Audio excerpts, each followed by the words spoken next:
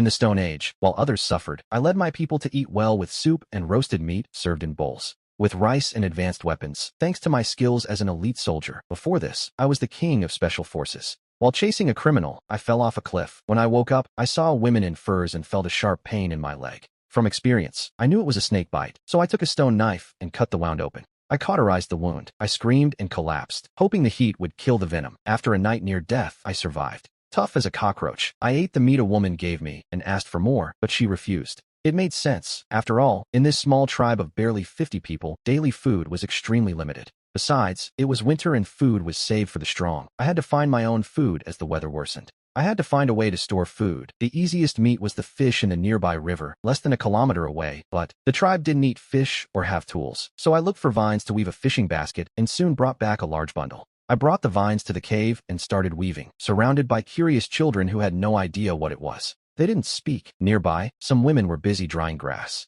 Suddenly, a scream of terror rang out. I saw the chief and 2 others running with giant bird eggs. They were screaming. I heard shrieks as a 10-foot-tall terror bird chased the chief. I yelled, "Drop the eggs!" But no one understood me. The chief didn't drop the egg and the bird didn't let up. Soon, it reached him and delivered a fatal peck. It killed him. Seeing this, the other 2 dropped the eggs and ran for the trees to save themselves. The children beside me screamed in terror. Having lost its target, the terror bird changed course and headed for them. I quickly shoved the children into the cave, and the women blocked it with a rock, since the bird couldn't get in. It turned and began devouring the chief. I grit my teeth, determined to kill it. It had tasted human flesh and knew where we were. My tribe would have no peace. I had no weapons and fighting was suicide. But then, I saw the bird's long legs. I had an idea and got ready. I found 2 stones and tied one to each end of the snake's skin from my waist. With my bolus ready, I slipped through the opening. Inside, everyone was stunned. They wanted to stop me but feared attracting the bird, so they just watched. I hid in the bushes, creeping closer. I was meters from the bird. It kept eating, unaware of me. I stood up silently, gripping the snakeskin cord.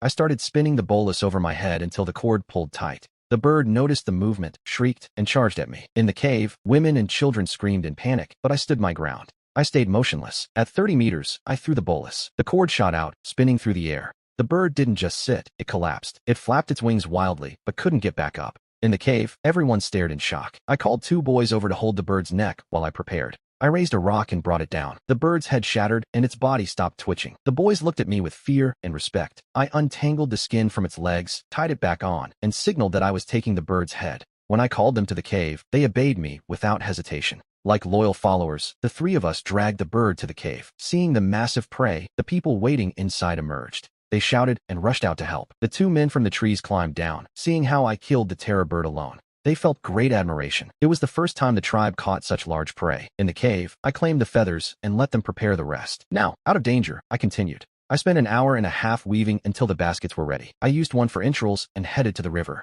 A woman, seeing me go to the river alone, followed me. She felt she had to protect me because of my skills and my new followers. Seeing me with another contraption, they all ran after me. The 4 of us reached the river. I watched the water, and what I saw amazed and terrified me. In minutes, I witnessed several scenes. Big fish were eating the small ones. There were carnivorous fish everywhere. The ecosystem was incredible. The water was clear and moving. The fish were abundant. I chose a spot and submerged the basket. The scent of meat spread and nearby fish swarmed, fighting for the entrails. I pulled the basket up, trapping 4 large fish inside. The fish didn't flee. They swirled around the remains. It looked like I was feeding koi fish. The 2 boys and the woman were amazed by this strange object catching legless creatures. They didn't understand its purpose. I tossed the 4 fish onto the ground. I prepared them, cutting and eating the raw fish. Seeing me, they understood it was food and began to imitate me. They copied my movements and tasted a piece. The woman's eyes lit up immediately. She saw a new food source and asked me to teach her to fish, but I didn't put her to work. Instead, I asked her and a boy to clean the fish. I had the woman and 1 boy cleaning the catch while the other boy worked alongside them.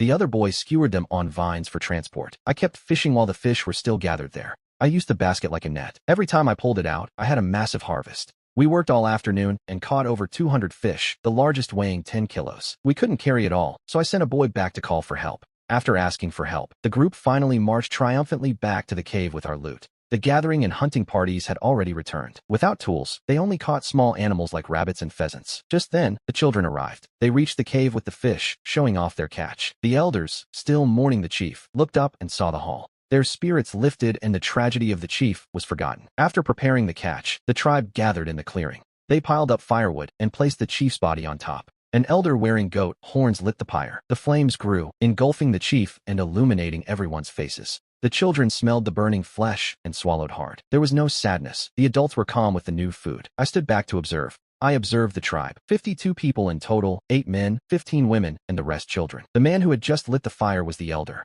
He was the wisest, but now he was perhaps second in command, because I was replacing him. In his place stood a man with 6 fingers. His weapon was a club, and he looked dim-witted, perhaps from inbreeding. Next to him was a guy with a feather necklace. He looked fierce, and also used a club. Behind him was Silas, wearing a bone necklace and holding a rock as a weapon. Further off was a 15-year-old boy with one ear and many scars. His weapon was a femur spear. Beside him was Arthur, 17, and the former chief's son, armed with 2 saber-toothed tiger fangs. He was the tallest. With a robust body, his weapon was a femur. The last was a lame man with a cane who went with the gathering group. He loved carving stone and dreamed of making a tray. Overall, Arthur and Derek were considered the combat elite. When the cremation ended, it was night. They entered the cave to distribute food, though they didn't usually eat fish. Today they let me distribute it. I showed them how to eat fish, and everyone imitated me, eating with gusto. They ate their fill. They got excited, dancing and eating. I felt at home and swore to lead the tribe to a better life. When we finished, the elder drew my river fishing on the wall while I was busy elsewhere.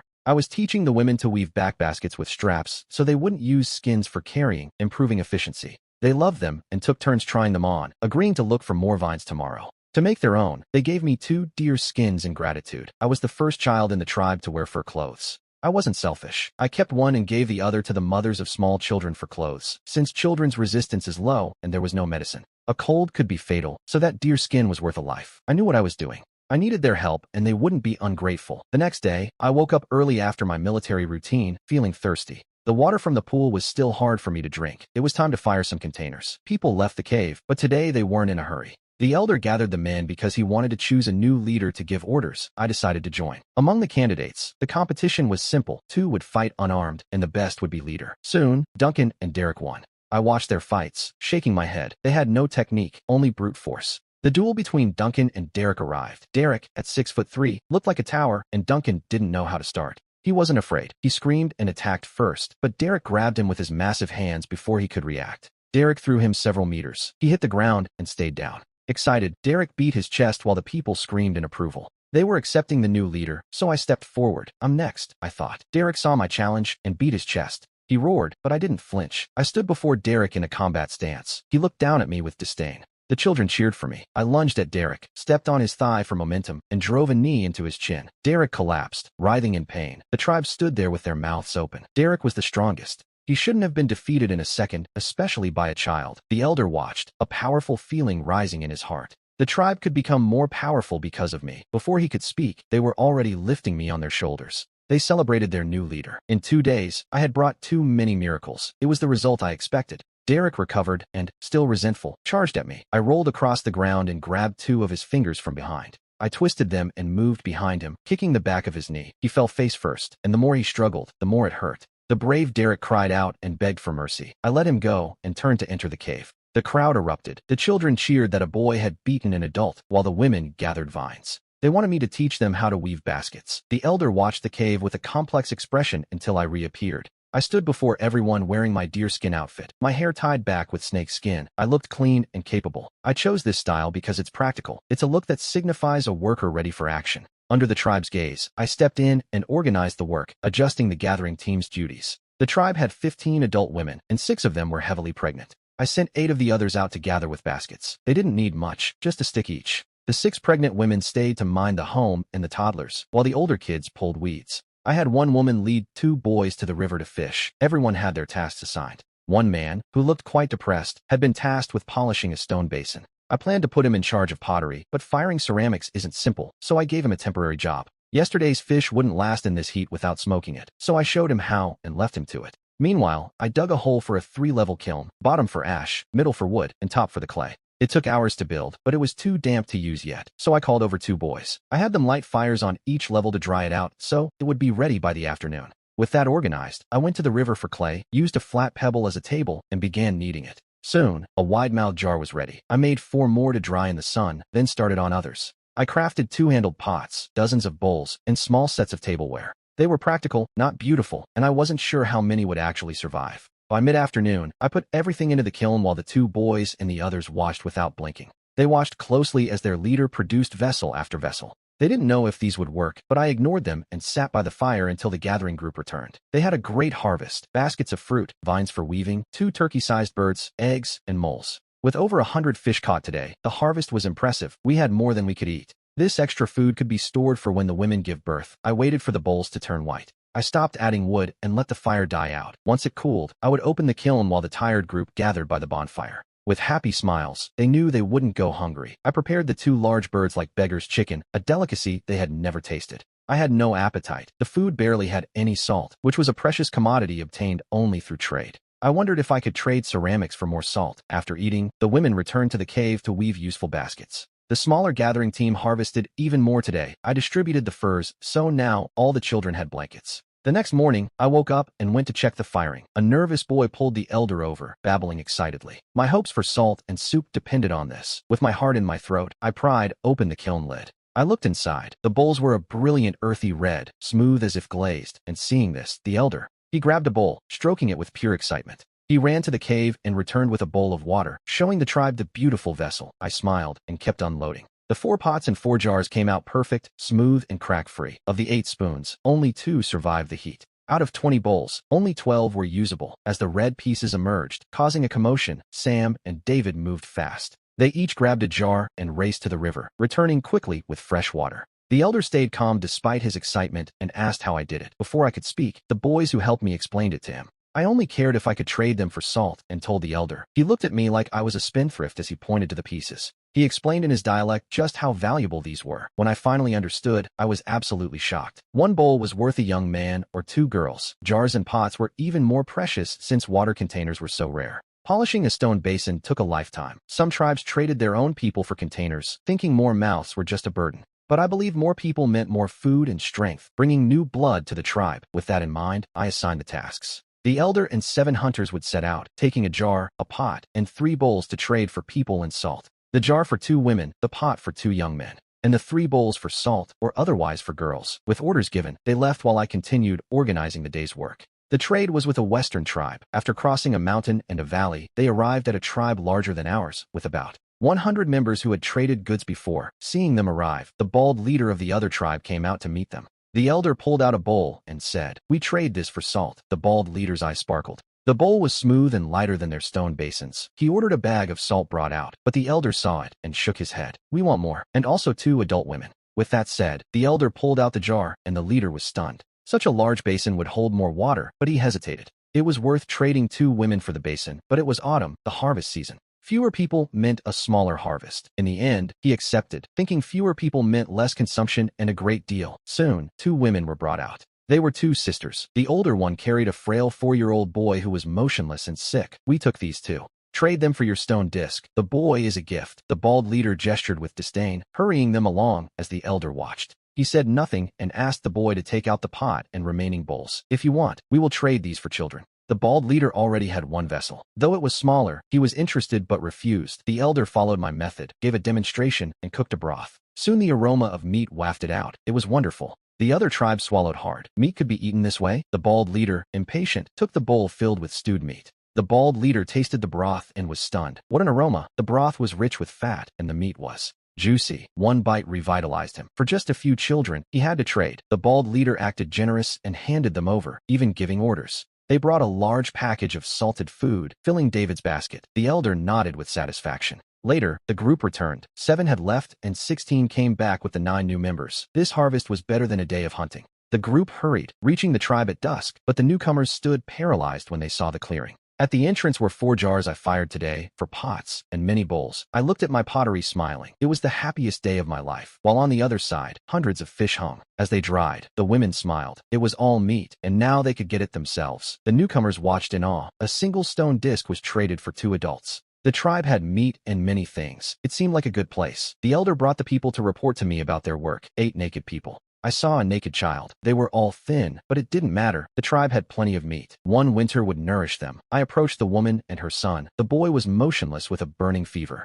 He was burning up. I took the woman and the boy to the cave, found a skin to wrap them in, and sat them by the fire. I paced impatiently. Without medicine, how could I break the fever? Suddenly, I remembered gua sha. I prepared immediately and put a pot on to heat. I used fish broth and looked for a bone to scrape with. The terror bird's beak was large. I just had to break it. The woman didn't know what I was doing. When I touched the boy, I frowned. She feared I would abandon him and cried. In that moment, I took action. I took a piece of the beak and told her, "Give me the boy, I can save him." She didn't understand, but she felt I was treating her well, so I took him. I took the bone and scraped red marks onto the boy. The pain made him sob. Shortly after, I finished. I gave the boy back to her and fed him spoonfuls of fish broth. The little one swallowed as soon as the spoon touched him. I sighed in relief. If he ate, there was hope. I just had to wrap him up so he would sweat. He would be safe. The woman calmed down. Although she didn't know what I was doing, it didn't seem like I was hurting him. As soon as she relaxed, her stomach growled. She stared at the broth, swallowing hard. I served her a bowl of soup with fish, and then I continued. I took the boy and bundled him in a skin. It distressed me that a simple fever could be fatal.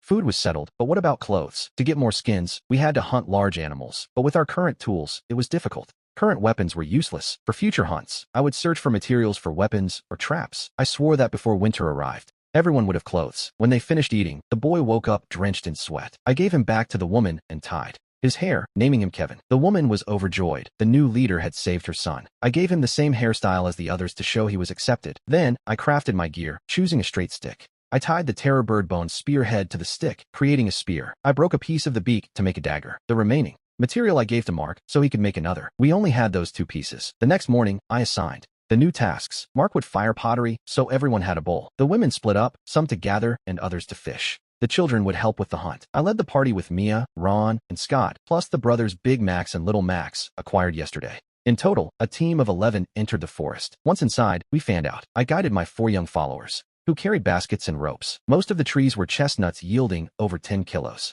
The ground was covered in chestnuts and there were large birds, but along the way, I only observed. I didn't hunt yet. A good hunter must know his territory inside and out. I discovered wild boar tracks. It seemed to be an entire herd. The depth of the footprints terrified me. They looked like they weighed 1,000 kilos. I followed the tracks over a ridge. Suddenly, my eyes lit up. In the valley ahead, a mountain stream crossed through. Aloe grew along its banks. More than a dozen boars were drinking water. It looked like a family. The alpha male weighed about 1,500 kilos, with several females and over 10 piglets. Facing them directly was unthinkable. I had to set a trap. I retreated in silence. Back in the forest, the boys were terrified. They had never seen such large prey. I prepared the trap myself, using grass to make snare traps tied to a tree. If a hoof stepped in, the loop would tighten. The more it struggled, the tighter it would get. For safety, the boys climbed the trees. Now I had to make the herd return by the same path. I stealthily circled around. I covered myself in mud, grabbed 2 branches, and jumped out screaming from the bushes. The herd, never having seen such a creature, fled into the forest immediately. I chased them closely, shouting. Soon I heard squeals. Reaching the traps, I saw the alpha male there. A sow was on the ground, but the rope wouldn't last. I approached with my spear, and at the right moment, I drove it into her snout. The tip pierced her neck and blood gushed out. A moment later, the 1,500-kilo giant collapsed, convulsing. I sighed in relief, but a dilemma arose. How to carry such a large boar with only 5 boys? I looked at the struggling sow. I had an idea. First, I tied the sow to a tree and bound her snout. Then, I tied ropes to her front legs. Finally, I tied the male boar's rope to the female. With everything ready, I pulled the snout rope to guide her. Mia, Ron, and Scott took a rope. Walking by her side, Big Max and Little Max followed behind to keep watch. We crossed the forest until we saw the cave, a boy clearing. The brush saw us and shouted to alert the tribe. Soon they came out to meet us, but no one dared to get close. They had never seen prey like this. I asked Mark to prepare a jar of salt water. When he brought it, I dug a hole and placed it inside, level with the ground. Then we pinned the sow down. I cut her neck, and blood flowed directly into the vessel. I poured in a bowl of salt water and stirred. It would coagulate into blood sausage for the soup. The tan boar skin would make shoes or backpacks. With both skins, we could make many. The fat was thick. Later, we would melt it down.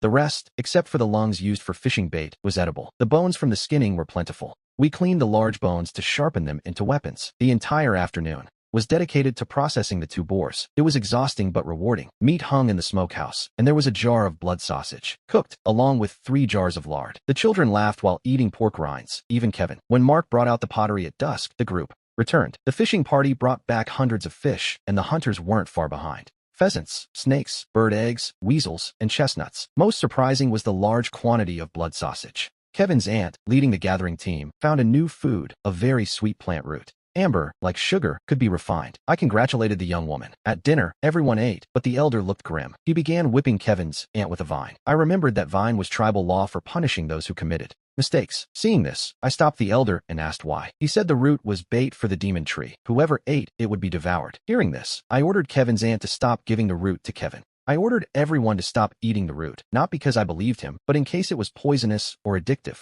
Because of that, I slept alert that night, feeling changes in my body. The night passed without incident. At dawn, I began organizing the day. Everything stayed the same, except Kevin and his mother would fish while I went gathering with my followers. I wanted to see what this demon tree was. It was deep in the mountain. There are no tall trees there, only very dense brush. There are fruit trees, and as I moved, I discovered red chilies, the ones I craved. But the tribe didn't eat them. The spiciness made them believe they weren't edible. I ordered 4 men to gather only chilies while I followed the gathering team. A basin opened before me. There were animal skeletons everywhere. In the middle stood a strange tree about 60 meters tall. Its roots covered 500 meters, growing denser toward the center. It looked like a trap to lure animals. My instinct told me it was dangerous, but I decided to investigate, confident I could retreat safely. With every step, I probed the ground with my spear and slowly advanced toward the center. When my spear touched a hidden area, my elite soldier instinct warned me of danger, so I pulled back the spear and retreated. In that instant, a whistling sound rang out. More than a dozen sharp thorns slammed into the ground. Right where my spear had touched, each thorn had a white flower at the end. They were natural arrows. I felt glad to be alive.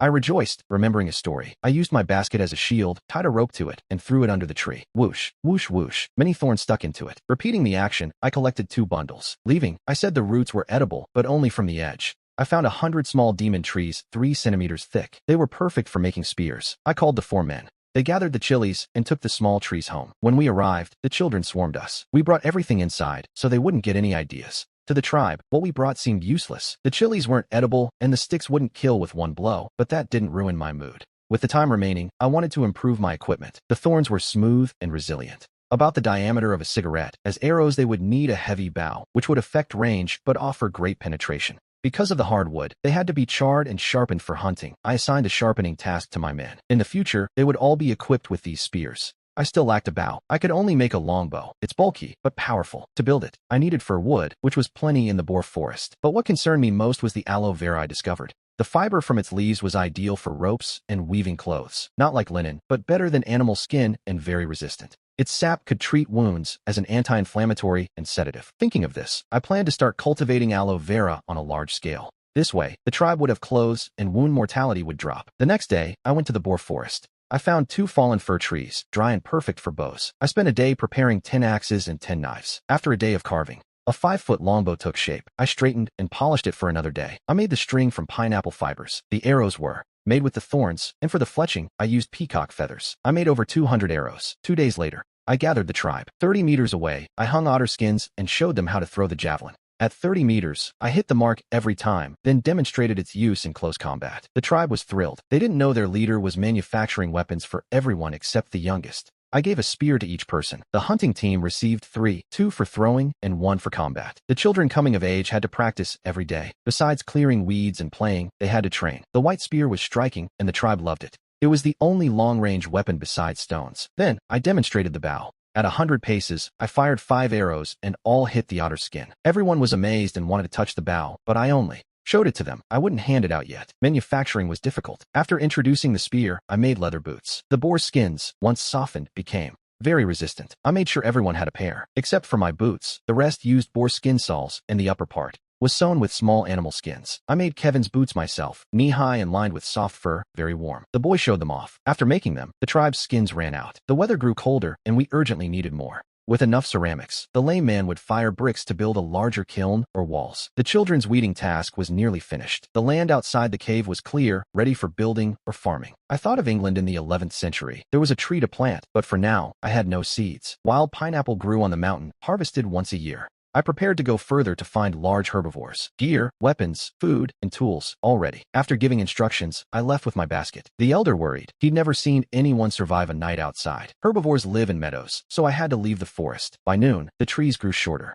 Joy, I was finally leaving the forest. My mouth was dry, so I went to a river to drink. As I leaned down with my bowl, a huge monster leaped from the river. A mouth full of fangs lunged to bite me. I spun around, but the monster still bit my basket. Its jaw became trapped. It couldn't let go, only shake its head. It dragged me into the water, thrashing me around. I pulled the dagger from my boot, cut a basket strap, and managed to turn. With one hand, I clung to the other strap, and with the other, I drove the dagger into its head. It thrashed even more violently, tossing me out of the water, then slamming me down, dragging me through the water. I climbed onto its head. I stabbed its eyes. Blood and brain fluids gushed out, clouding the water. Little by little, the monster's struggle lost strength until it convulsed sharply. Exhausted, I swam to the shore. After a rest, the monster died, floating belly up. My basket was still stuck in its mouth. Using a strong branch through its eyes, I dragged it out of the water. It was a 15-foot fish. After resting, I took my axe and started striking its teeth. The triangular teeth, the size of a child's palm, numbered over 50. I ripped them out to free my basket. My fire starter didn't get wet. The basket was damaged, but usable.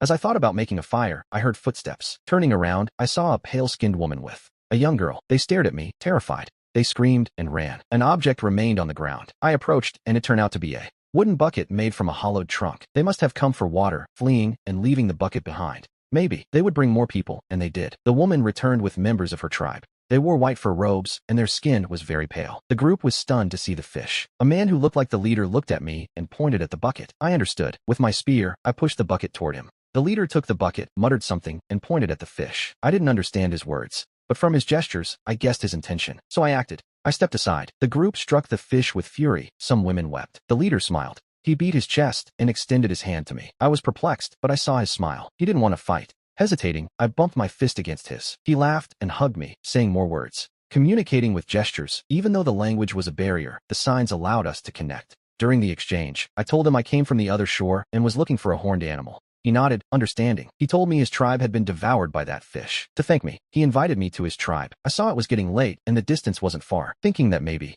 I accepted. I signaled for them to carry the fish, that it was edible. The man was surprised. They had never eaten fish, only the other way around. Still, they accepted. Since the fish was large, they butchered it. To carry it, I helped. Its silver skin was very smooth, elastic, and waterproof. I decided to keep it. The rest of the meat was cut into pieces for them to carry. Their tribe lived in a giant tree with a space of 100 square meters. It wasn't huge, but it was enough. There were few of them, 14 adults, and with the children, they reached 32. This tribe lived in the hollow of the tree. I called them the forest tribe. Their skin was white because they lived in the darkness of the forest. Their elder told me that to the east, past the forest, there was a mountain. A beast with 2 sharp horns lived there. They ran like the wind and were impossible to catch. According to him, I deduced it was a large antelope. Chasing it would be useless, but I could set a trap. I looked confident, but David and the elder had no hope. Without another word, he showed me his clothes. It was the fur of a large rabbit, over half a meter long. They eat moss and dark forest mushrooms. Rabbits are a treasure. They breed like mice. If I domesticated 2 pairs, I'd have hundreds in a year.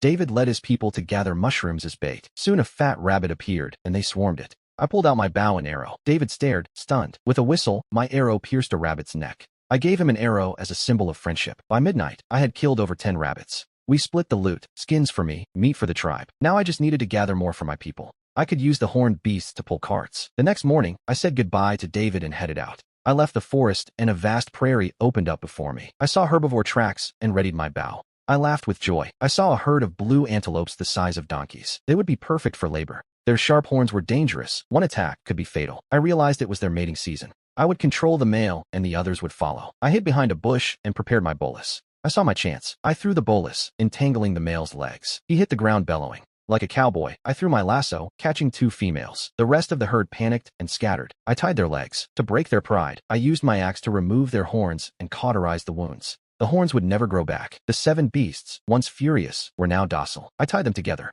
As darkness fell, I led them to a stream and ate dried rabbit. To the northeast, I saw something. A multicolored rocky mountain reflected vivid colors in the sunset. It was a mineral vein. I had to go there. I want to investigate, but it's too dark. At dawn, bellows wake me. The scene before me is thrilling. I jump for joy. The 2 females that fled returned with 8 calves and another adult. I hide and repeat my move. After some maneuvering, I have them all under control. The herd grows from 7 to 18. By then, the sky is clear. I mount the leader and head toward the mountain. The place is a treasure. I find a rich copper mine. The other colors are associated minerals. With these, the Bronze Age is near. The orange rock is realgar, used as medicine, great for bites or parasites. The white is kaolin for crucibles, and the red earth is a great ore. These are termite mounds. Their earth is perfect for pottery. Luckily, the mountain is only 3 days away on foot. With antelopes pulling a cart, it would be faster. I just need a bridge. With my plans ready, I enjoy the view. East of the mountain, there is a vast water system. I see an immense swamp. The aquatic vegetation is lush, a paradise for wildlife. There is black grass, alfalfa, and tall elephant grass. Every tree is a feast for herbivores.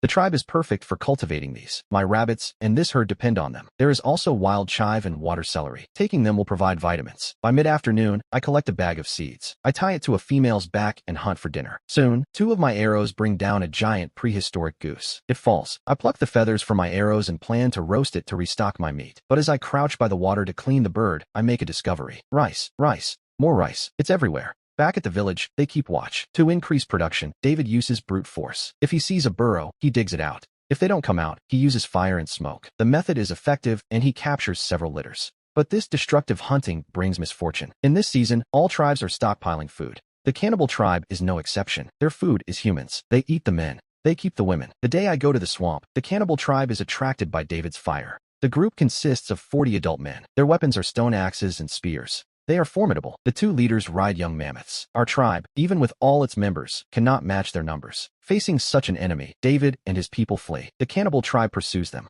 Luckily, he knows the terrain and uses difficult routes so they can't catch them. But someone falls behind. A young girl, gripped by panic, trips and falls. As she tries to get up, a girl separates from the group and the cannibal tribe closes in. They strike her and pierce her with a spear. A horde of savages surrounds her, laughing and drinking her blood. David grits his teeth but doesn't stop. He knows if they attack, they will only be slaughtered. The girl's death stops the enemy for a moment. David runs back to the tribe to inform the elder. The enemy is strong. To attack, there was only one way, and Elder Sue made his decision. David would guide his people east of the jungle to find me. With my weapons, the tribe had to be strong. He would stay behind to hold them off. He could no longer walk. David nodded, holding back his pain, and ordered everyone to pack and go east. His heart was full of doubt. Days passed. Where was I? Was I even alive? He didn't know, but if they didn't leave, they would die. There was no choice. Shortly after, from behind, they found them. The treehouse where they lived was now burning. Elder Sue set it on fire, hoping to burn some enemies so that everyone could gain time. After the tragedy, the Sioux tribe went from 32 to 30 members. The group advanced without rest toward the east of the Black Forest. They began the journey. David had no hope of finding me, but seeing fresh branches on the path, he took heart. It took them a day and a half to reach the edge of the Black Forest. When they emerged, it was afternoon, the sky tinged with red. The members of the Sioux tribe were captivated. It was the first time they had seen the outside world. But David frowned. My signals ended here.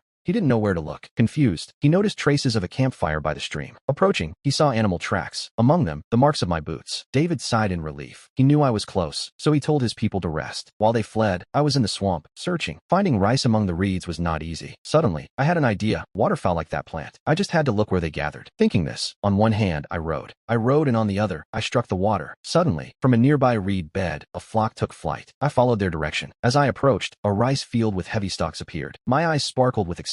It was what I was looking for. Wild rice. I rowed harder, but just as my canoe was about to arrive, I heard voices. Turning around, I saw shirtless primitive men on floating logs. They were heading toward me, waving their arms and shouting in concern. They were from the Sioux tribe. In the Killen district, the tribe only had about 50 people. They were gathering chestnuts. They saw a fellow human on something that floated, heading toward the dead land the elders spoke of. Out of kindness, the leader, Sarah, shouted at me. She hoped I wouldn't go further. I didn't understand her language, only her perplexity. Seeing that I didn't react, Sarah swam toward me. While I was bewildered, she arrived and pointed to the reed bed with rice, never stopping her shouting. Her expression was anxious and fearful. I saw she had no bad intentions. From her expression, she was telling me it was dangerous, that I shouldn't go. I made a fierce beast gesture and pointed to the reed bed. Sarah shook her head, pointed at me and that land, and with her hand in the water, made a sinking gesture, indicating that I would sink. I understood and sighed in relief. I thanked her for the gesture, but I was prepared. I wouldn't give up. I took the oar and moved forward. Sarah shouted at me, but she didn't swim toward me anymore. The next second, she stood. Stunned, she saw me tie 2 boards to my feet, and with a wicker shield, I walked over that dead land without sinking. Everyone shouted in amazement. They had never seen anyone walk on the dead land without sinking. Although it looked easy, it wasn't. Under the reeds was thick mud. Each step required great strength to lift my feet. After much effort, I reached the rice field. Each plant was 2 meters tall, with stalks heavy with golden grains. I drained a little water and stayed there. I pulled out my snakeskin bag and harvested. I didn't stop until nothing was left. Then, with 2 bags of rice, I returned happily to the canoe. But I had barely rowed a bit when the people of the Sarah tribe surrounded me. They surrounded me. The crowd saw my raft, loaded with 2 sacks, still floating. Their eyes lit up. That floating thing could carry people and objects. The smartest ones imagined rowing in it to gather chestnuts. I looked at the people, feeling anger, but they didn't seem malicious. I contained my anger. Sarah, noticing my annoyance, signaled me, asking if I could teach them, looking at everyone surrounding me in the water. Besides, they had been kind enough to warn me. So I agreed. I instructed them to gather their logs, align them, and I used reeds to tie them. Well, then, I told Sarah to climb on. The raft held her. Sarah got excited and called her people. To let them try it out, the raft held up perfectly. Liam was happy. He knew the raft was easy to build and the materials were easy to find. He looked at me with gratitude and invited me to his tribe, but I refused. Out there, my herd was waiting for me. Liam gave me a chestnut, promising that if I had trouble, I could bring it to his tribe for help. I smiled and carried the 2 sacks of rice to the meadow. After a day, I had harvested 30 kilograms of rice. I didn't dare eat any. I wanted to take it home to plant. But to farm, I needed tools, and for that, I needed copper and tin to forge them. The afternoon David emerged from the jungle. I was on Babeo Mountain, in the small meadow, eating and weaving mining baskets. David's situation was dire. They had fled without fire, and for the last few days, they only ate dried meat. At night, cold and hungry, they huddled together to stay warm. The next morning, full of energy, I guided the beasts toward the west of Babeo Mountain. Meanwhile, at the foot of the mountain, David was organizing his people. He handed out the berries he had gathered. Just then, the tribe pointed at the mountain and shouted. They saw a young man leading a herd. I heard the shouts and saw the Sioux tribe. I was confused. Why were they here? 10 minutes later, David led a group up the slope. Seeing their condition, I frowned. Why were the children here and so filthy? When David saw me, he was stunned once again. He knew I was looking for animals, but not that I would capture them alive. This wasn't the cannibal tribe. Not even the elephant riders could compare to this. In his heart, I was a god. I saw they only had wild berries. It was obvious they didn't even have meat to eat. I brought out the goose and the crane for them. David ate and told me the story, and the others added their own details. When I understood, a chill ran down my spine. There was a cannibal tribe nearby. A terrifying thought crossed my mind. If they reached the Sioux tribe, how far would they be from mine? Thinking of this, I decided I would extract the ore today and return tomorrow. I looked at David and asked what they planned to do. Hearing me, everyone lowered their heads. Winter was coming, but their village was destroyed, burned down, and a cannibal tribe was hunting them. They had nowhere to go. Seeing this, I offered, how about you join my tribe? I asked if they had food for the winter. Hearing this, David's eyes lit up. He believed in my words, and the herd would be enough. For the winter, the others wanted to join too. They saw the power of my bow. With a weapon like that, they wouldn't lack prey or be attacked. They looked at David, waiting for him to accept. David was already moved, but as a leader, he still needed to think. After hesitating, he asked, if you invite us, will your leader agree? Hearing him, I told him not to worry. I smiled and said, don't worry about that, because I am the leader. David couldn't believe it. A young man like me was the leader, but then he understood as he saw my skills. Skills that neither he nor any adult could achieve. Thinking of this, he didn't hesitate and accepted. To ease their fears, I gave him my spear. I gave the spear to David, the axe to Mark, and the shield to Sarah. I knew that if I wanted to give them confidence, I had to give them weapons, and so it was. Receiving them, they rejoiced. David brought out the horn and the rabbits I asked him to catch alive. There were more than 30. Seeing them, I got excited, thinking that since they breed every 2 months, the tribe wouldn't worry about furs. After breakfast, David thought we would leave, but he saw me digging up stones and asked what I needed them for. With these, I'll make better weapons, and we'll hunt so much food we'll have leftovers. David was stunned. It was a life they never imagined. They started to help. With dozens of people, the speed increased. By noon, the large baskets were filled to the brim. We collected copper and tin ore, along with red clay, white clay, and kaolin for pots and molds. We finished and got ready. I set out with a team of dozens. Each donkey carried 2 sacks of ore, hay, rabbits, and seeds along the way. Our pace wasn't fast. I was teaching David and the others how to use the weapons. We walked until dusk and set up camp. The first half of the night was quiet, but in the early morning, I felt it. The ground was trembling. Immediately, I sat up, alert. Suddenly, I remembered David's long-nosed monster. In an instant, I knew what was coming. I woke everyone up and put out all the fires. With 2 sharp but youthful roars, 2 enormous silhouettes suddenly appeared in the distance. In the firelight, they saw dozens of men with torches, weapons, and bone ornaments. The man on the elephant signaled. They all charged toward us. My combat experience kept me calm as I gave orders to a member named Matthew. I told him to flank them and run north, while David, Mark, and Sam would follow me to cover the rear. I analyzed the situation. I designed a tactic. The enemy had 2 men on the beast. They weren't fast, and their weapons were axes and spears. With their throwing weapons, a person could barely reach a few meters, but my bow reached 100. Therefore, at a distance, I could drive them away. At that moment, David grew tense seeing the enemy charge, his hand on his spear. He hesitated, but seeing me so serene, he forced himself to calm down and find his strength. Looking at David, I mentally calculated the distance. 200 meters, 150, 100. Suddenly, I drew my bow and fired. A whistle sounded, and an enemy fell, the arrow piercing his chest. They saw a sharpened stick in his back and stood stunned. In that instant, 2 more arrows sliced through the air. 2 more men fell. The leader on the elephant spotted me, roared, and ordered a charge with stone axes. I pulled David behind a tree for cover. Mark did the same. Sam stepped forward and used the shield. A series of thuds rang out. Several axes and a spear hit the shield. Luckily, it was thick and Sam wasn't hurt, but if they continued, he wouldn't last long. Mark, behind the tree, saw the axes on the ground, picked up 2, and hurled them back. 2 men were wounded. David didn't stay behind. He picked up a spear and threw it back with force. An enemy was pinned to the ground. I shouted for them to run, keep their distance, and fight. They repeated the tactic over and over. Of the 40-man army, only 7 remained. The rest were dead or wounded. Suddenly, I yelled for them to stop. At 80 meters, I watched them. The leader, seeing that we weren't running, was confused. Only a few exhausted men remained by his side. Enraged, he charged again. I stabilized my breathing, drew my bow, and prepared. When he was 70 meters away, I fired. The arrow hit his right eye. The leader screamed and fell from the elephant, only to be crushed by the beast. He died instantly. The elephant felt it had stepped on something soft. It turned sharply to look and froze, stopping dead in its tracks, motionless. The subordinates were stunned. How did their boss die so suddenly? But they didn't stop in order to counterattack. 3 spears and an arrow flew. 3 enemies fell. Only 3 remained. Terrified, they fled, including the other man on the elephant who turned his beast. But it was too slow, so he jumped. I fired another arrow, and before he touched the ground, one pierced his chest. He fell. Now the 3 of them, with David, charged behind me. 3 stone axes finished off the last 2. Just like that, the battle ended. David and the others couldn't believe that, with only 4 men, we defeated 40. The 2 elephants, riderless, stood there confused. I immediately gave new orders. Sam would stay and wait, and Matthew would go find the rest of the tribe. David would go with me to finish off those who hadn't died yet. We split up to act. I searched for my arrows while they gathered intact spears and axes. The 2 ownerless elephants followed me, giving me soft nudges with their trunks as if they wanted to stay. I pushed a trunk away. Don't follow me. I can't keep you.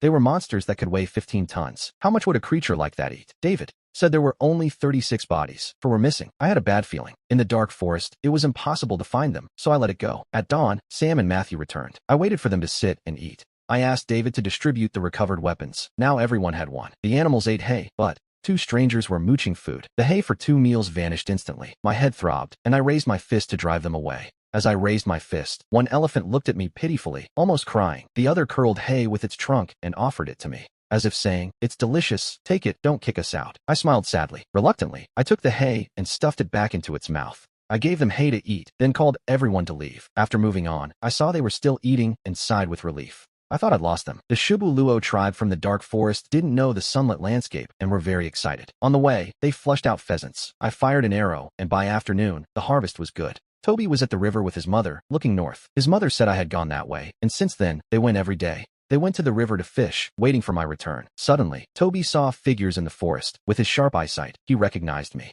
The leader. Mom, the leader is back. He jumped with joy. I heard the noise and waved happily. At that moment, 2 sounds erupted. Elephant trumpets rang out. Everyone looked over. Hearing it, my stomach tied in knots. I couldn't believe that after going so far, I still hadn't lost them. Those 2 elephants. I thought to myself, don't come over here. But my fear came true. The 2 elephants crossed the river and stood right in front of me. These 2 had no manners. Upon arriving, they sprayed me with water, leaving me soaked. The message was, "Why did you abandon us?" I wiped my face in resignation. "If you want to eat, you'll have to work. I won't keep you for free." Hearing this, the elephants gave me little pats. I didn't know what it meant. The women of the fishing team were scared seeing the monsters, but seeing their closeness to me, they showed admiration. "The leader is incredible. He tames monsters," they whispered. Toby ran over. He ran up and hugged my leg, showing no fear of the creatures. I told them the news. I told them they were new members and guided them to the cave. They put Toby on an elephant. On the way, the people of the Yuan Shu tribe and the fishers observed each other. The fishers looked at the 18 blue donkeys. David and the others watched the women, their hairstyles, leather shoes, and the fish each one had.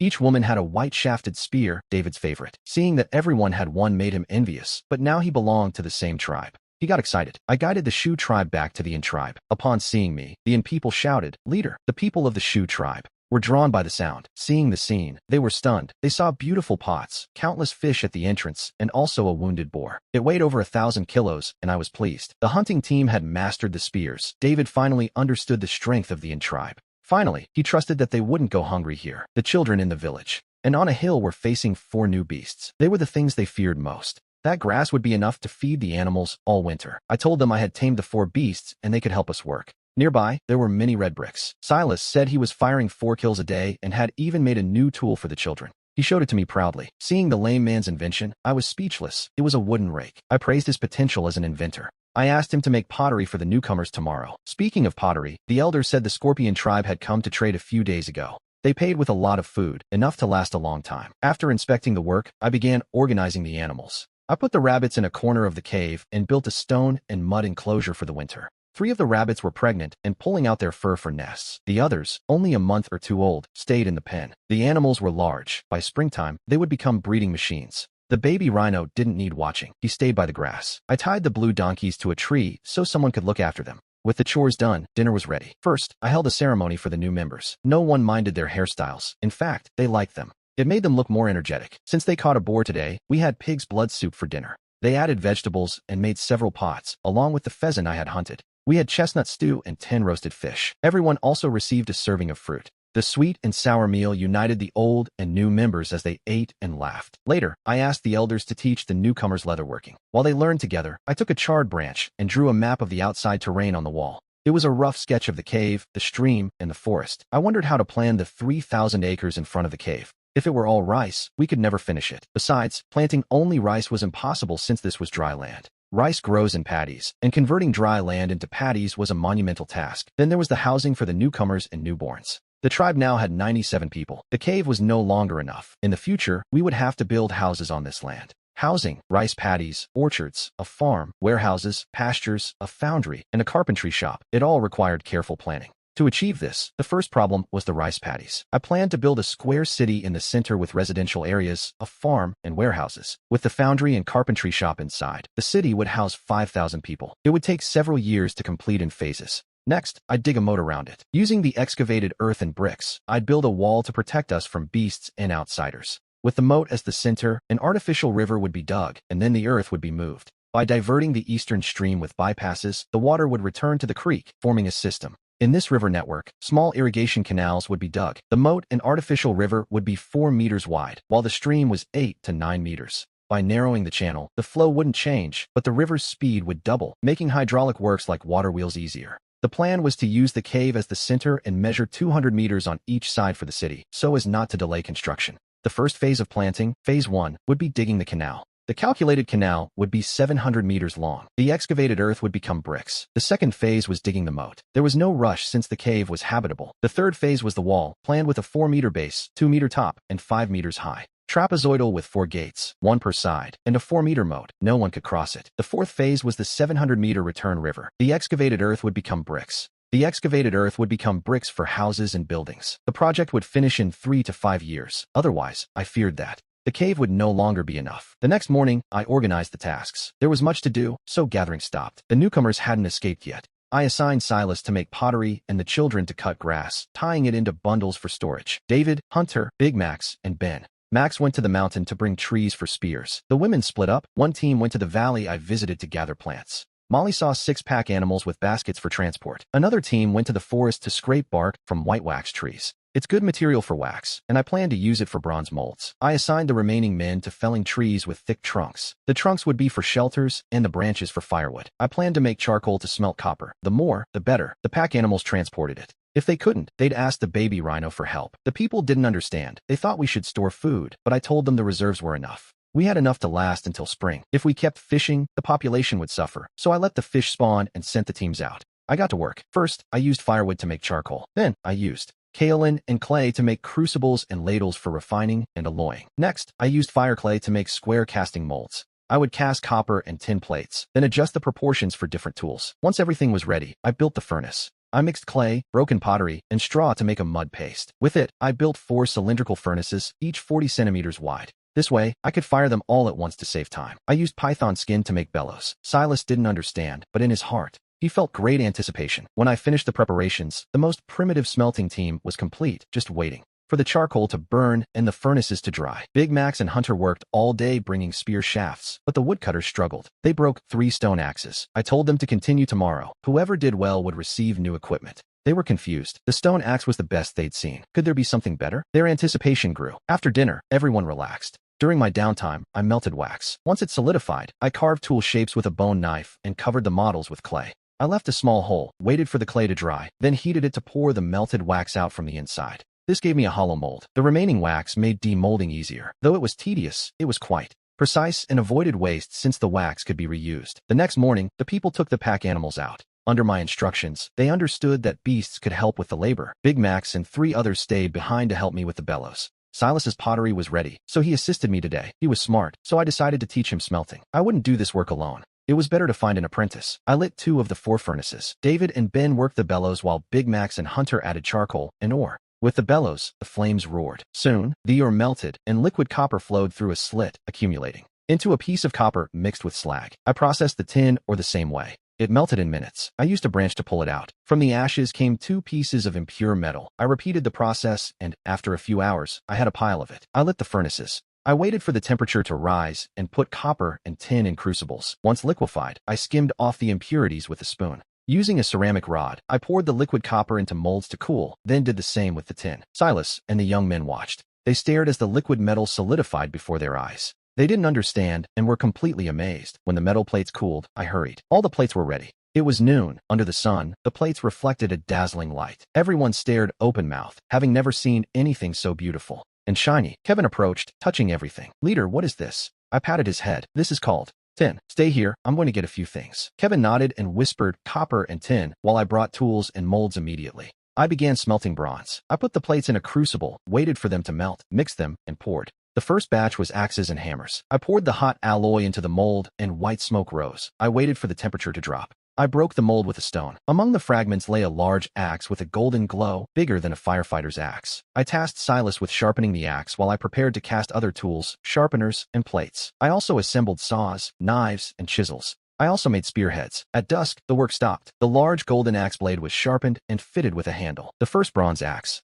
There were also 2 saws with handles. David and the others saw the golden axe and crowded around, their eyes practically glued to it. I smiled and pulled out a spear with a golden tip. People were stunned. It was a spear, too beautiful, especially Ryan and Duke. They were practically drooling. "Leader, is there any for us?" they asked. I smiled, took out some ore, and gave it to David. "It's made from this stone, but there's none left." The tribe was amazed. They had dug for this stone without expecting it to become a weapon. It was so beautiful. Marcus was the most direct. "If there's no more, we can dig. We know where." I nodded, said it was inefficient to wait, and that soon we could bring back plenty. I promised them that soon, everyone would have a spear just like that one. Then I taught them how to use the saws. The 2-man saw sliced through a trunk in no time. They used the hand saw to clear branches from a log in a minute. The 3-foot axe was also impressive. It was easy to handle. If Delilah used it, a thin tree would fall in a few swings. Once they learned, I let them eat. After the meal, the people listened to Todd tell stories while I established measurement systems for using the axes. The hemp was already harvested. The women braided ropes while the children watched the rabbits give birth outside the hutch. The 3 female rabbits gave birth to 6 or 7 kits each. The rabbit population nearly doubled. Todd had pottery experience and helped with wax molds while I made bronze shovels for the river. Todd could imitate the design for agriculture using my model, allowing me to finish my own tasks. I researched the most important tool, the plow. I planned 2 sizes, one for the cart and another for heavy work. The other was for the cart, specifically designed for plowing and digging out riverbeds. The next day, some women braided reins while others cleared space for a stable. Todd and 4 friends handled the foundry. They smelted copper and tin plates, asking me questions while I guided the women in construction and tree cutting. We set the posts, driving one into the ground every 2 meters to form a sturdy enclosure. They tied crossbeams to secure them, wove branches into the fence, applied mud, and built a shed inside. The 4-meter shed became the home for the baby mammoths. We finished by lining the inside with bundled grass. The tribe was busy, unaware that the scorpion tribe had already set their sights on us. Their leader had a major concern. As the weather cooled, their stream was drying up. They had to travel 3 kilometers for water and needed storage containers, so he went to trade with the tribe for pottery.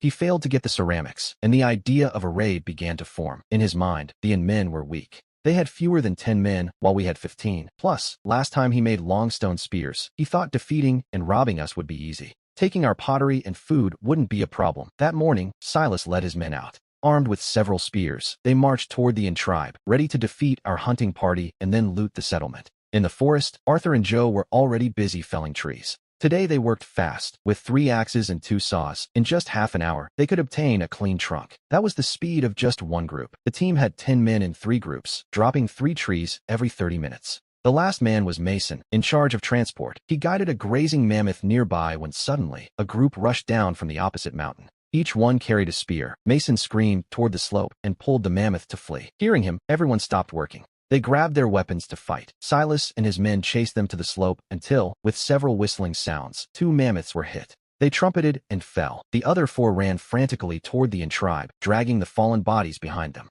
As they reached the hill, the tribe pulled out stone axes and hurled them. With a whistle, 3 enemies hit the ground. 2 more were wounded, leaving 10. Silas, furious, ordered them to throw spears, but Arthur and the others had already taken cover. The spears thudded into the dirt. Derek and the others, hidden behind trees, launched 9 white-shafted spears at Silas's tribe. For more fell. The survivors hid behind trees in terror. Derek and his men also stayed low, waiting, but heard nothing. They didn't know Silas was scared to death. The enemy was terrifying, and the tribe was much larger than expected. Much larger. He only had 8 men left, 2 of them wounded. Fighting was impossible, so he acted immediately. He led them toward the dragon's cave. At the same time, back at the village, things were moving. Sarah brought the baby mammoths to me, so I could name them. I called the big one Titan and the small one Bond. I was about to speak. Titan looked west and trumpeted. Sarah startled. I looked west and saw 4 mammoths dragging something. They were dragging the bodies of 2 of their own. Spears were stuck in the mammoths, and no one from the logging team was behind them. I grew alarmed and ordered the tribe to hide in the cave until my return. Then, I grabbed my weapons and set out.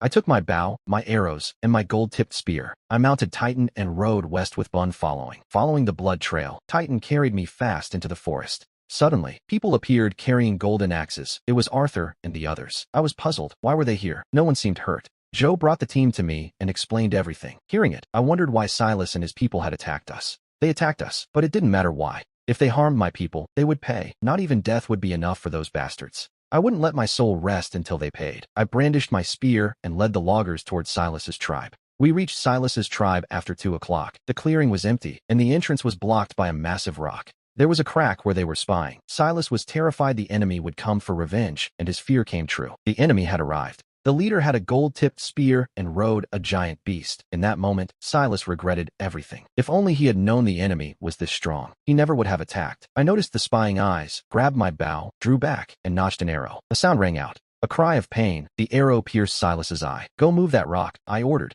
I pointed to the entrance stone. They stepped forward and began to push, but even with the strength of all 3, they couldn't move it. The rock pushed back against them. Did they really think blocking the door would solve this? I stepped closer and readied another arrow. Behind the rock, several men were bracing themselves. I fired another arrow, and the enemy scattered. This time the shaft pierced through 2 men. The others, seeing this, panicked. They fled in terror, refusing to stay close. Thus, Derek and the other 2 moved the rock, and the 3 bodies behind it were crushed. Everything went silent as the entrance opened, revealing a fire. Women and children trembled in the grass near the 5 remaining men.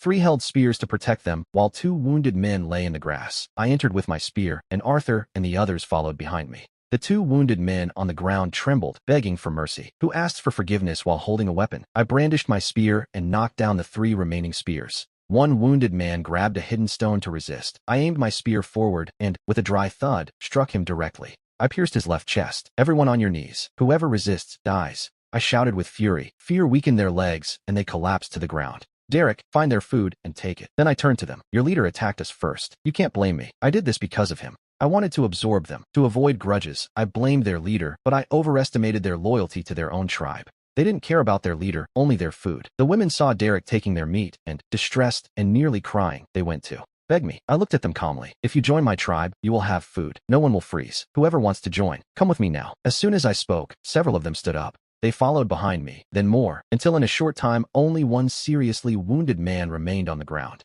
By his appearance, he wouldn't survive. I didn't worry about him and guided the new members out of the cave. I ordered the cave to be burned. Silas's tribe vanished. Upon returning, the new members integrated. Well, they had traded with Silas before, so they fit in quickly. I hadn't lied. The Han tribe's food was abundant. With the loot, there was enough food for 200 people all winter. The cave was at its limit. With winter approaching, the warm cave made the people feel secure. They saw we raised wild beasts, especially Titan and the others, true monsters. This gave them a new idea of the Han tribe's power. Now they were proud to be members. Everyone has been weaving ropes nonstop, accumulating piles. The men continue logging, storing trunks for building, and branches for the kills. Charlie, you weren't idle either. You created woodworking tools and smelted 50 bronze shovels, with everything ready to finish the first phase. Diverting the water. I had to start, so I took a long hemp rope to measure and mark the location of the north wall. There, at every corner, I placed a post. With that guide, I looked for the best spot for the river. Then I would build the kiln. The excavation would provide plenty of soil, so I would make the adobe bricks at the same time. I decided to bake blue bricks, a process that requires a lot of water. To make access easier, the kiln would be located on the bank of the stream. They had already baked red bricks, perfect for the new kiln. The cylindrical kiln required the whole tribe and took 5 days to build. Making the brick molds took more time, and with that, they finished. The plow I made appeared under a 2-meter wide frame. I installed 4 bronze plowshares. We just had to pull it. One passed to plow a strip 2 meters wide and 40 centimeters deep. To pull it, I had Titan and the other beast, with the 2 of them plowing in parallel. They moved forward, opening a riverbed 4 meters wide. In less than an hour, they dug a stretch 700 meters long and 40 centimeters deep. Seeing this, I was happy. At this rate, the wall wouldn't take 3 years. I planned to bake bricks in winter. By then, everyone would be free and the heat from the kiln would be welcome, a happy job. But there was a problem: how these adobes would cover the earthen wall. Each brick was huge. Transporting dirt and adobes would take a long time, so I decided to make a wheelbarrow. For this project, I first had to find helpers. They would be the tribe's carpenters. The most talented was Mason, who in his old tribe was able to devise a way to use red-hot coal to hollow out a log. The other was Miller. He didn't talk much, but his work was impeccable, based on my designs. Recalling my past life, it took the three of us one day to create the first wheelbarrow.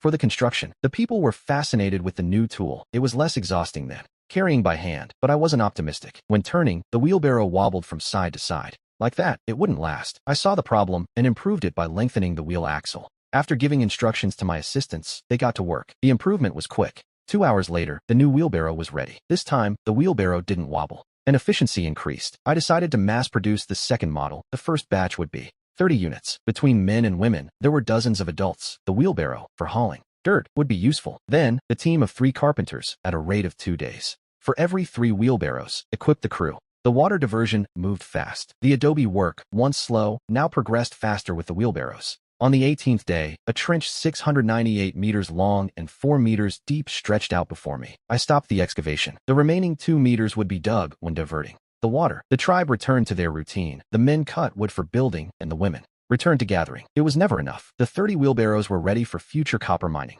Arthur and David, the men under my direction, tried to make a larger cart. Both had experience. I gave them the design for a wagon and left them alone to experiment. I dedicated myself to making agricultural tools. Everyone was busy. That morning, leaving the cave, I saw, what was it? A white blanket. Winter had arrived. It snowed incessantly. The woodcutting stopped. Everyone took shelter. The women no longer went out to gather. Bricks couldn't be fired. We had to wait. So I began. My plan was to teach language and writing. The people already knew some words, especially Kevin, the boy who could already form sentences. That made it easy. I just had to teach them more vocabulary. Regarding the Chinese characters, teaching simplified characters wasn't practical. Clerical script would be easier to accept. The main goal was recognition to increase literacy. 2. Motivate them. I set a rule, a daily test. Whoever didn't read received a half portion. Whoever learned well got a prize. It worked. The tribe got excited, especially the children, who practiced. After class, days later, the snow stopped. The brick firing plan began. I did a demonstration with 2 batches and let the tribe take over. They only worked to load and unload the kiln. The rest was firing and cooling. Days passed studying and moving bricks. A simple life. When they weren't busy, they made ornaments. Most were men doing great work. I didn't understand why until the elder explained it was to avoid inbreeding. Many tribes met in spring for a mating festival. If a woman was attracted to a man, she joined his tribe. That attraction in the tribe was based on the man's strength, his tribe's power, and their food. This was judged by their ornaments. Carrying a long femur as a weapon meant your tribe hunted great beasts and had food. These words gave me some ideas. I felt I was missing something, but I lacked nothing. Ancient necklaces didn't interest me. I thought about it and decided to create a headband. Headbands were made of gold, silver, jade, or leather. Each could use a different material. Gold is a symbol of nobility, but the Wan tribe had no gold, so my headband was made of bronze. Since I had one, I couldn't leave the others with nothing. I made a tin one for David, and he loved it. The other men, with my help, also created hairstyles with other materials: fur, wood, bone, and hairpins. From then on, the Wan tribe had a new rule. Children could only wear buns or headbands, no hairpins. Adults could use headbands and hairpins to distinguish themselves from minors. The women no longer just wore ponytails. Adult women wore buns with combs or hairpins, while young women could wear ponytails, loose hair, or braids. They used hairpins as ornaments. Metal was strategic. Not everyone could use it. I used it as a reward. You could earn it. Now, in the Wan tribe, one look at someone's head revealed their status, age, class, or contributions. I made a headband for Kevin. It had a bronze cloud brooch, a prize for learning to read. He was the first child to have one. Metal. He was happy. In reality, my enthusiasm wasn't just about differentiating classes, but for the mating festival. It wasn't just to find a partner, but to meet others and see if we could trade. Before, salt came from trading with the Sieting tribe, but now that they no longer existed, and before I could find a salt mine, I wanted a new supplier. Han pottery was valuable. I wanted to trade it for salt and buy people. 200 people wouldn't fill my city. However, not all tribes were like the Han, carefree about food and able to think about the future of their development. For example, the Heishu tribe, east of the Han, was mid-sized with over 150 people. They had a major difference from the Han. The Heishu tribe had their own beliefs. They worshipped the black rat and had a shaman. This winter, the shaman claimed to receive divine guidance that the winter would be longer. Worried about food, he asked the chief to lead a hunting party. So the chief of the Heishu tribe, Silas, took 19 men to hunt. Soon, they noticed something strange to the west of their forest. Every so often, a dense black smoke rose. It was intentional. There were people to the west, long ago. They reached the edge of the forest, but the river was impossible to cross, so they didn't venture further. Now, the smoke came from near the river. Silas informed the Heishu shaman, who didn't seem surprised. He was intrigued. To him, fire was for cooking, and frequent fire meant plenty of food. If it were for warmth, why didn't they keep it going? The shaman was suspicious and asked Silas to investigate and try to trade. Perhaps they could learn something. Silas set out with his team at that moment. On that mission, meanwhile, in the Wan tribe, Marcus and Leo watched the brick kiln. They stared at the kiln fire, tossing in wood occasionally. They had been feeding the fire since the night before, and by afternoon, the bricks were red hot. It was time for water and sealing the kiln. Marcus sent Leo to find the others. Leo nodded and went to the cave, but when Marcus was left alone, Meatball's roar echoed. Immediately after, the beast began to run, and screams were heard. Marcus climbed out of the kiln pit. He poked his head out and saw a dozen spears flying toward Meatball. Terrified, the beast ran toward the cave. I was about to lead the people to pour water when, as I stepped out, I saw Meatball being chased. Silas and his men were going to follow him, but then they saw that I was coming out with my people, and they froze. Damn it, who's killing my Meatball? To arms. The tribe, hearing their leader, came out shouting with weapons in hand. They surrounded Silas's group. Silas stood open-mouthed at the sight of the crowd.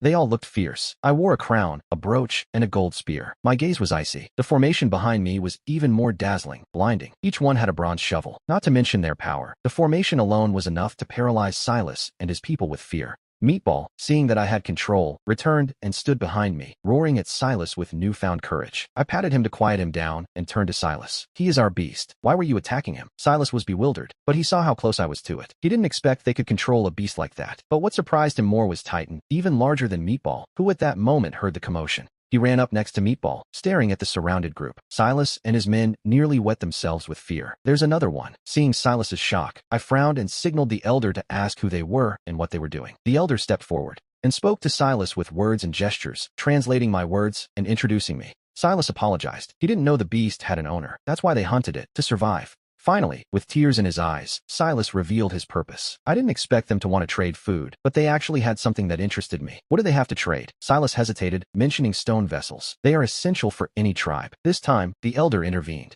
We have plenty of vessels. If you want, you can trade them for other goods. We accept salt or people. Now it was Silas's turn. He was stunned. Not only did we have vessels, but we were offering them to him. He couldn't believe it. The elder called some children to bring out the pottery. In 2 minutes, they brought a jar, a pot, and bowls. Some curious children held bowls of meat soup, slurping loudly. The scene left Silas dumbfounded. He had never smelled anything like it. I asked someone to bring a bowl of soup for him. Without tasting the soup, he wouldn't know the use of pottery. Silas took the bowl and sipped, feeling a warmth spread to his stomach. Then, his whole body warmed up. This soup was prepared for warmth. It didn't have much meat, but it had bones and chilies. Drinking it was a great comfort. Silas was conquered by the soup. He decided to trade people for ceramic pots. He didn't know what salt was, so the elder explained the prices. 1 pot for 2 teenagers or 1 adult woman. It was an acceptable price, but on this trip, he hadn't brought any people. However, he wanted the pot so badly that he shamelessly asked for a favor. He asked if he could take it now and bring the people later. Hearing this, I refused. Credit is impossible. If they didn't pay, I'd be a fool. Seeing that I wouldn't accept, Silas immediately took a leather bag and offered it to me. There is food inside, he said.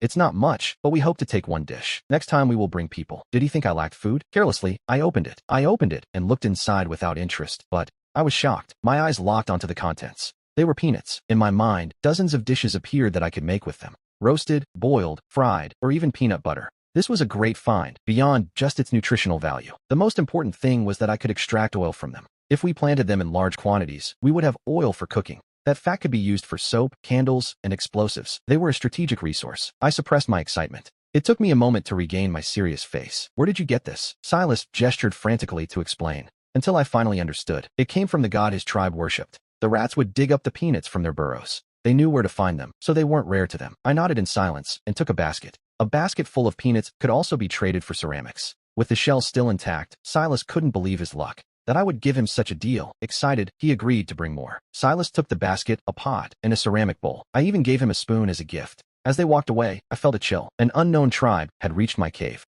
Luckily, there weren't many of them. If they had come to attack, even if the tribe resisted, there would have been casualties. I planned the defenses, but a massive wall wasn't something built overnight. I needed to create a provisional defense quickly during this period. I told David to take people to water and seal the kiln while I stayed at the entrance, thinking. The kiln had been running for 2 months, and I had accumulated many bricks. Construction would wait for spring, so I looked at those bricks. Thinking about this, a simple defense formed in my mind. The next morning, I gathered the adults and said I would use 3 walls to surround the cave, leaving a 2-meter entrance to the east. The gate would be a 3-meter high barricade with 4 rows of spears in front. The wall would be made of bricks. In the cold, poured water would freeze and bind them together. In the spring, when the ice melted, the bricks could still be used for the permanent wall. In the following days, all the adults worked together with wheelbarrows, and the wall's height grew rapidly before our eyes.